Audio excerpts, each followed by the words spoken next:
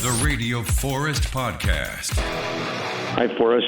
Don Bellezzo. How are you doing, man? Hey, pretty good, buddy. How you doing? Doing really well. You've got a show coming to Boise Friday, June 21st, Egyptian Theater. Have you guys played here before? Because I know you've done quite a bit of traveling. We've never played at the Egyptian Theater in Boise, but we have played in Idaho before. You've done a lot of shows in Vegas, so that's kind of like your guys' stomping ground, so to speak. Would that be correct? Oh, yeah. It was at the Tropicana and also in Atlantic City, and that's where we met Paul McCartney. Yeah, so he's kind of endorsed you guys. Tell me about running into Sir Paul McCartney. What was that like? What was the situation, and what did he have to say? It was at the Tropicana here in Las Vegas.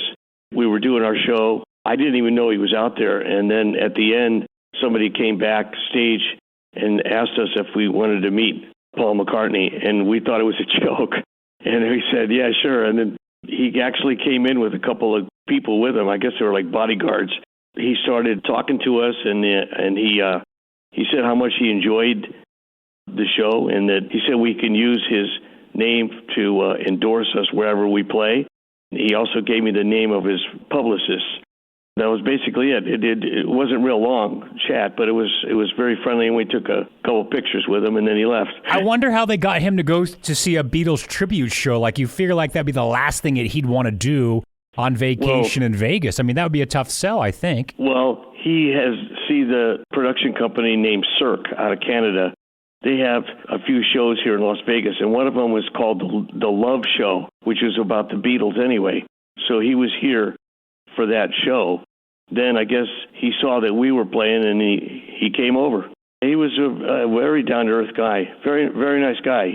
Who's doing Paul? A guy in our group named Rich Fozzie. So it was actually a good thing that we didn't know he was in the audience when we were playing. It probably would have made us more nervous. Yeah, I would have a hard time. Now, have you had anybody else since then kind of show themselves as being in the crowd, or have seen you guys, or come backstage and say hello? Well, we've played in the past with several other classic rock artists. We were on the same stage with them. Like, we may have opened for them, or it was a corporate event. We played and they played, like Peter Noon from Herman's Hermits, Gary Lewis with Gary Lewis and the Playboys, the Buckinghams out of Chicago, but nobody like Paul McCartney. We're doing more of the early Beatles when he saw us, and that's what we'll probably concentrate on in Boise. However, at the end, we do throw in a couple of later songs that are more, rock and roll oriented, but we basically concentrate more on the early and middle type Beatles songs. It's more like the Beatles live in concert. How did you first get into the Fab Four? Well, they were famous before I was born, but then I heard about them and listened to their songs because of my parents. And then when I went to college, I went to Loyola University in Chicago. I used to play the guitar and sing at the pub there on campus. And every time I did a Beatles song, the place went wild. After I graduated, I decided to start a show that would impersonate the Beatles because I saw that there were several different Elvises around. So I thought the Beatles would be good, but it was more complicated because they had to have 4 people. 4 specific instruments, too. Yeah. So anyway, to answer your question, that's what got me started, really was probably, as a fan, probably my parents. How has your relationship with the music changed? Because as you get into a band, your first songs that you like 10 years later aren't necessarily still your favorite songs. You like them and they hold a special place. But as you get to understand the band and the catalog more, and the Beatles have very distinct eras. You talked about playing the earlier stuff. They went through different genres, so to speak, of the Beatles. So now that you've been doing it for so long, how has it changed of the music that you've been into and the songs you've been a fan of? It really hasn't changed too much, very little. I personally still, my favorite album is still A Hard Day's Night. It's not Abbey Road or one of the later, even though I like all the albums, they're all great. But my favorite one's probably A Hard Day's Night. Kind of what it starts with you has kind of stayed through your entire career? Yes, absolutely. Do you then have favorites that you try to work into the shows from some of the earlier stuff? And you did mention you're going to be playing a lot of the earlier stuff coming through Boise. Yes, we rotate some of the songs occasionally, but mostly stick to the number one hits. If you remember, a CD was released several years ago called One. It had all the number one hits. But then there's some songs that were real famous that didn't hit number one, but they were number two or number three. So we stick to those songs. Are there any? Hard Day's Night, Yeah. I Want to Hold Your Hand, She Loves You, 8 Days a Week, Ticket to Ride, Day Tripper. I could go on and on. How long is the show then? Because you're already, half an hour. Well, I guess some of the songs are pretty short. Oh, yes. Yeah. So how long is the show? Because then that dictates sort of what songs you can add into. Yeah, we played 28 songs.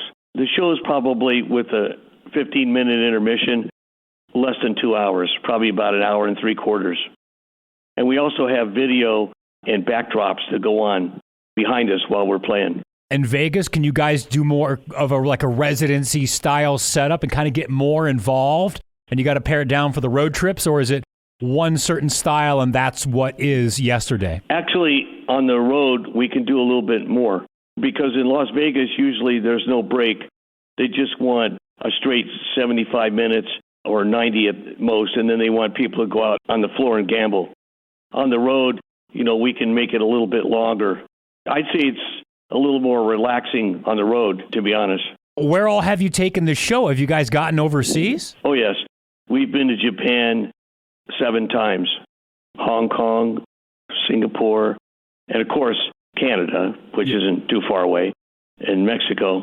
But, yeah, we've been to Asia. It's gone real well in Japan, obviously. They love the Beatles in Japan. Another group they really love a lot are the Rolling Stones. That's really popular in Japan, too. Now, I knew the Beatles were there. I didn't know the Stones were. Other than they're Stones, they're pretty popular everywhere, but they're kind of a bigger hit in Japan than some of the other bands? Yes. I'd say the Beatles first and the Rolling Stones a close second. The Stones are touring right now. Have you ever seen the Stones or the Beatles live yourself? Well, I never saw the Beatles live because I was too young. Sure, I guess I meant members of the Beatles because McCartney's toured. You got Ringo's All-Star Band. No, I've never seen Paul McCartney live or Ringo live, and I never saw the Rolling Stones live either. No. Me and you both, man. How about any big shows you have seen? You kind of a live music buff yourself. What do you like to go do? Oh yeah, I've seen John Fogerty from Creedence Clearwater. He's one of my favorite. He's great. Occasionally, when I have time, I might see one of the other classic rock acts that come around if I'm in town. The Righteous Brothers. Well, there's only one left. Right now, Fogerty is on the East Coast. He's touring too, speaking of the Stones. I've seen him a couple of times. I was surprised that he's such a guitar shredder because with CCR, it's like 4 or 5 chords, acoustic. It's kind of repetitive, really simple. And then on stage, I'm like, he's like finger tapping and really going on the electric guitar. I was blown away at how good of a guitar player he is. Yeah, he's a really good guitar player. He really is. He's good at playing the patterns, but then he can improvise and play lead. And then even more than that, he's got a great voice. He always did. And he's a great songwriter. Very talented guy. He's definitely one of my favorites. Tell me about the rest of the guys in the band, the Pauls and the Ringos. Well, there's Rich Fozzie, who does Paul McCartney, Omar Olivares, who does George Harrison, Tony Felicetta, who does Ringo. Several years ago, before we were playing nationwide, we played in Las Vegas. This was before we played by ourselves alone. We played in Legends in Concert. I don't know if you ever heard of that show. Yeah, I have. Yeah. And then we left that show because you're only one out of 5 or 6 acts in that show, and you only do 15 minutes. So then we just did our own show. So you have to get somebody that can play the bass, somebody can play the guitar, somebody can play the drums, knows the Beatles or at least can play it, and then somewhat can look the part. Can you make anybody look like a member of the Beatles? Surely you're limited in some ways, right? Yes, except there's something called the internet, and that's what helped. That's what helped tremendously. If there was no internet, it would have been real difficult trying to find 3 other people. Beatles fans, yeah. And also some backups. So it was through the internet that I met different people, and then I ran auditions. So it took some time, but it was mainly because of the internet. So tell me about the audition process. Was it really tough? Was it a hard pick, or did the guys you're like, man, this is just fitting perfect? The ones that I picked happened real easily. Yeah, just like you said. It's like, oh, okay, yeah, this guy's definitely a Paul. He's got the look. He's got the high voice. He can play. The Ringo guy, same thing. The George Harrison guy, he plays the guitar parts real well, can sing the harmony parts. Yeah. The wardrobe for the show in Boise, June 21st. You said a lot of early Beatles stuff. So are you doing the suits, or are there some costume and set changes? There are some costume changes. We do the black suits, skinny black tie and a white dress shirt, real kind of formal looking like the Beatles. But we have the exact type of suits that they wore, the black suit with the velvet collar. And then we change into Shea Stadium. We wear those tan Shea Stadium coat, you might say, with a black turtleneck. Thank you for calling in today. It's Yesterday. A tribute to the Beatles is coming to the Egyptian Theater in Boise. It's the first time playing this venue. That show's Friday, June 21st. Oh, thank you. It was my pleasure, and I hope to see everyone there. Looking forward to it.